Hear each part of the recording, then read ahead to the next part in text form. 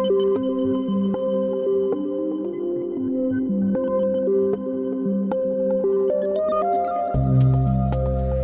is 6 Minutes, the seriously international daily newscast. It's Monday, February the 3rd, and I'm Anne-Sophie Goninet. And I'm Jacob Shropshire. The day is just getting started in San Jose, Costa Rica, and it's wrapping up in Haiphong, Vietnam. Here in the Worldcrunch newsroom in Paris, it's just after midday. These are the latest headlines. Donald Trump says new sweeping tariffs may cause short-term pain for Americans. Benjamin Netanyahu is arriving today in Washington ahead of a meeting with Donald Trump as the ceasefire in Gaza holds. And our daily quiz question comes to us from Alaska. U.S. President Donald Trump imposed tariffs on Mexico, Canada, and China, expected to come into effect on Tuesday. Trump said Americans could feel some pain from a trade war and threatened similar tariffs on the European Union.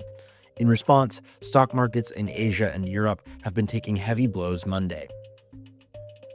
Israeli Prime Minister Benjamin Netanyahu is arriving in Washington today ahead of a meeting tomorrow with President Trump. They will be discussing the second phase of the ceasefire agreed with Palestinian group Hamas in Gaza. These talks will be Trump's first meeting with a foreign leader since his return to the White House. The Grammys took place last night, and Queen Bee took home the top prize. Beyoncé, the winningest artist in Grammys history, finally won Best Album on Sunday after years of missing the top award, bringing her award total to a whopping 35. Now, let's take a closer look at what the international press is covering. Saudi Arabian state newspaper Okaz led today with a photo of Crown Prince Mohammed bin Salman embracing Syria's interim president Ahmed al-Shara. This is al-Shara's first visit abroad since leading the ouster of the Assad regime in December and is aimed at securing the financial support needed to rebuild Syria. German carmaker Volkswagen filed a lawsuit against Indian authorities to quash an impossibly enormous tax demand of $1.4 billion. India had slapped the company with a tax notice in September for using a strategy to break down imports of some VW, Skoda, and Audi cars into many individual parts to pay a lower duty. And in the Spanish press, former football chief Luis Rubiales is on trial for alleged sexual assault after he kissed player Jenny Hermoso during the 2023 World Cup victory ceremony. Hermoso appeared on the opening day of the trial, saying that, quote, "It was a moment that stained one of the happiest days of my life." Rubiales refutes the claim that the kiss wasn't consensual.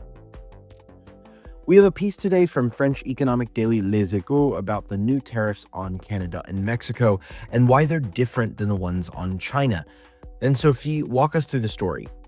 Solveig Godeluc, the Les Echos correspondent in New York, writes about the double standards at play with Trump's recent tariffs against the three countries. She writes, President Donald Trump issued an executive order Saturday that imposed 25% tariffs on America's closest allies, Canada and Mexico, while those placed on China were just 10%. The great geopolitical and economic rival to the US was therefore relatively spared. During the election campaign, Trump had promised that he would tax all Chinese imports at a minimum of 60%.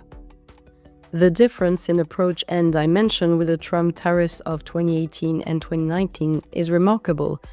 Back then, the president targeted Chinese exports first and foremost, due to a huge bilateral deficit of $419 billion. He had targeted a long laundry list of items from dishwasher to food to consumer electronics for $280 billion worth of goods. It sends a signal to the rest of the world while conserving ammunition for its upcoming battle with China. This partner is far more powerful than the US's two North American neighbors, and power is what Donald Trump cares about most. And lastly, we have an article from German weekly Die Zeit in which the author makes the case for an approach to parenting in which you, ignore your kids. The idea, in a nutshell, is to let your kids have chances to fend for themselves, to become independent, and to grow. She writes, People often ask how I manage with 4 kids. Here's my secret. Most of the time, I don't pay attention to them, and I don't feel bad about it. It just happens to be the only way that works. We're closing things out today with our daily quiz question, which comes to us from the great frontier of Alaska. 100 years ago today, a team transported life-saving diphtheria serum to the isolated Alaskan town of Nome, traveling across 674 miles in an epic journey known as the Great Race of Mercy. Which animals helped transport the serum? Was it A, caribous, B, sled dogs, C, wild horses, or D, bison? The correct answer is B. The 1925 serum run to Nome involved the combined efforts of 20 mushers and more than 150 dogs to complete the trip in less than a week, saving countless lives in the town and surrounding communities.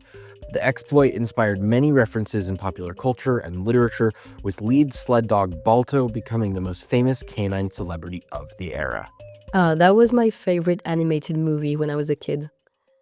That's the latest from around the world. If you like this podcast, we'd really appreciate it if you could help us out with a follow, share, and a 5-star rating on your preferred podcasting platform. For more of the best of the international press, delivered exclusively in English every day, visit us at worldcrunch.com. We'll see you here tomorrow. À demain!